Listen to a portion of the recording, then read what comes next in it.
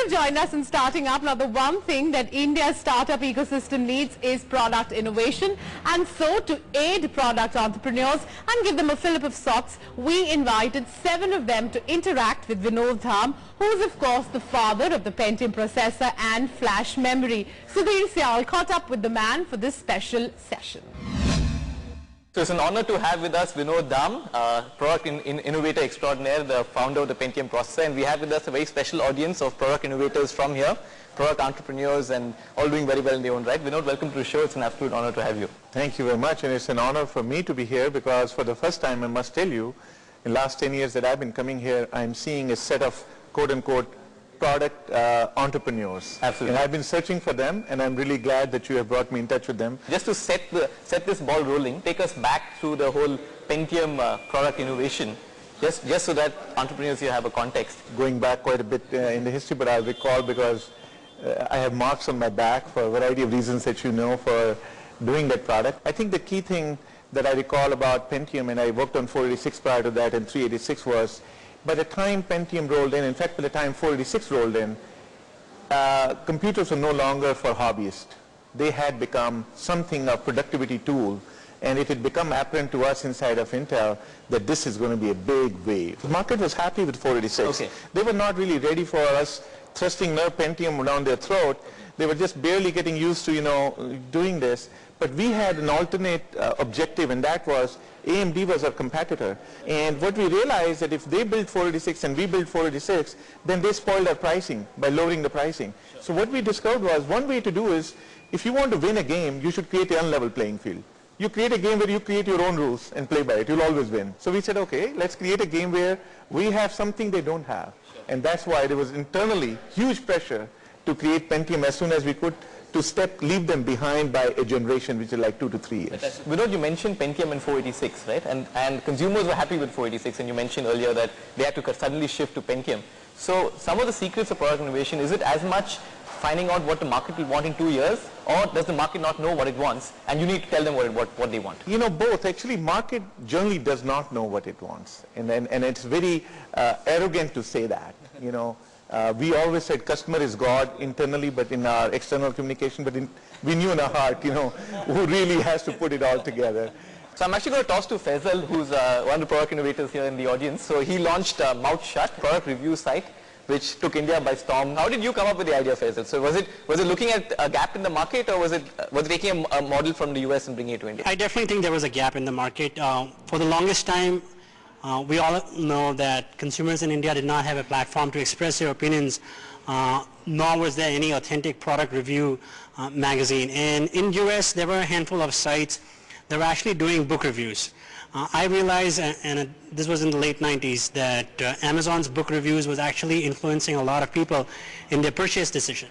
And so while I was at college, I was experimenting on the idea in New York that why not scale this book reviews platform to almost everything that people can buy and sell. So I think that was the inspiration behind MouthShut. Okay, great. Does taking a model that has been successful in the US and bringing it to India, does that work? I think yes and no, in the sense you have to Indianize it. You cannot just replicate what is being done in US and do it in India, because there are cultural nuances we have about how we do things, how we review data, and how we respond to it. And I think if you incorporate those into the fundamental platform that you're developing, I think it will be significantly more successful than just barely doing what is done in US. So a very generic question, are there any secrets to product innovation? Is there a step-by-step guide, or is this something that happens through some inspiration, either technological or a market one? No, I think there is no one way to skin the cat here. There are many different ways. The ideas can come from one of hundreds. To some inspiration, either technological or a market one? No, I think there is no one way to skin the cat here. There are many different ways. The ideas can come from one of 100 different places, but the key is to hone and fine-tune that idea. I think it's really a trial and error kind of a thing. I'm going to toss to Gautam from moneyvideo.com. He runs a very interesting stock recommendation platform. Gautam, any thoughts on when you thought you were ready with your innovation? Because it's a difficult question to know when you want to release the baby, right? Absolutely, Sudhir. In fact, where even today we're not 100% sure whether or not we launched exactly at the right time. But one thing that really rings true home is that once you start getting those customers in, the market forces start telling you what it is that they require. Otherwise you're sort of sitting in your own thoughts, in your own mind. You don't really understand what the customer truly wants. So whilst many people thought that we may have launched quite early on, just launching really helped us innovate in the right direction. Any views on when an entrepreneur should launch his product innovation? I think in case of software, I think it's fine to not wait for perfection, because as you heard him, it's an application, and the user actually is the one who's giving you feedback on the application. So you will never get a perfection without actually getting it out there. So to some degree, you have to go semi-baked, if you will, and let them help you bake it finally. Sahil, similar thoughts? Completely agree with you guys. You got to ship a little earlier than, not wait for 10 features to get built. Especially if you're, building a web application, focus on the one thing that you're going to solve properly, build that, and then get feedback from customers or users, and then build kind of around that, as incrementally. So I also want to go to building a team. It's all well, you have one person who's innovating with the product, but it's also about building a team around it, right? And to have similar people thinking around the same lines as you, because you're building a company, right? So your thoughts on how best to find a team of innovators and how best to build that team? I would think small team of people starting off, very creative individuals. Don't get any finance or legal or manager or MBA involved. No MBAs. And they break your creativity. They'll keep on reminding you. You've seen Social Network, right? He keeps on reminding him how to monetize. I know it's important, but look how well he's monetizing it now. So there is a time to monetize and there's a time to just create. And the creation only occurs with like-minded people. I want to bring Noel from NPA here. He's extremely early stage. He has a software which actually won the Best Business Plan contest at IIT Bombay. How difficult was it for you to focus? Because you've been, while building this application which helps control power consumption, there must have been many other ideas which were coming up, right? To be honest, it was quite difficult. It's taken us a while to actually find ourselves, given that we decided to work on this straight out of college. And we were essentially selling to enterprises. So on the one hand, it was difficult to sort of establish credibility. Secondly, we had to work very closely with a few initial customers. But given how much time it took and given how long an enterprise sales cycle typically takes, obviously there were no revenues for a really long periods of time. At the end of around 1.5 years, when we'd done everything, we'd invested around 7 or 8 months into this MVP, and we're working closely with this company, and it just wasn't closing. There was pressure from family, obviously, because we weren't taking home a paycheck. We were on the verge of cracking, which is when the first check came in. Nowhere in this period did it occur to you that maybe we should go visit venture capitalists? No, at that point in time, because we were essentially working on the initial prototype of the product, we thought let's give it a shot as a purely organic bootstrap startup, which may not have been probably because we don't have too much experience, which is why we thought. Yeah, I noticed that because you have to be careful. Of course, you want to keep majority of the company to yourself. You don't want to give somebody so much ownership for a small amount of money. But there's a trade-off there, right? And sometimes you can have your ideas and you both go down when you could have really shared it with someone who could have given you capital and brought you to a successful. So make the pie bigger and everybody's successful to get more out of it, as opposed to just keep it all to yourself, and sometimes that doesn't work. So if I could chip in here, it wasn't really an aversion to part with equity. It essentially was the fact that we had a product that didn't have traction yet, and most VCs that we've spoken to seem to be a little risk averse. They want to look at products that have significant traction, then take a bet, especially when it's first-time entrepreneurs. We are early-stage investors. We don't always want everything proven before we invest. Especially we look at the product idea, especially in product, and the team and their background and their domain expertise. And there are a host of angel investors here that I've come across. There was Mumbai Angels, which are quite famous. I think you guys ought to leverage to the degree that, and rather than sweating out to a point where you just might walk away from it. If it is really valid, they will let you know. Vinod, I'm really glad to hear that Indo-US is looking at, funding product innovations. You had mentioned a couple of times that, the mentality that one should go in with is innovate and then maybe think about business once you've actually got that core innovation in place. I've been lucky enough, and as have some of the people in this room, to have raised funding, but if I could just share the experience that I've had.